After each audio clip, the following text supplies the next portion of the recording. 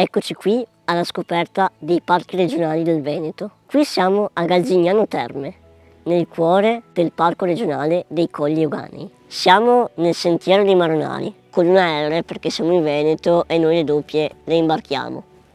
E i maronali di questo parco hanno anche centinaia di anni e sono il frutto di secoli di incalmi tra varietà selvatiche di castagno. E non siamo gli unici a restare ammagliati da questa bellissima natura.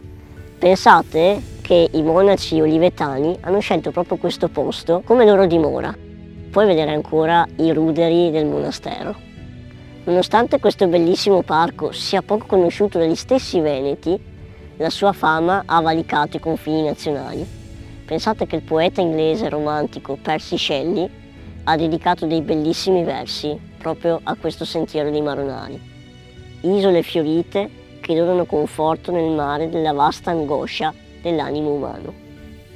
Scopri il parco dei Colli Euganei, escursioni incantevoli, bici, ville, giardini, musei ed esperienze didattiche, ma molto altro ancora.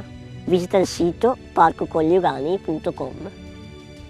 I veneti, spinosi come ricci di castagna, ma radicati a madreterra come questi bellissimi maronali dei Colli Euganei.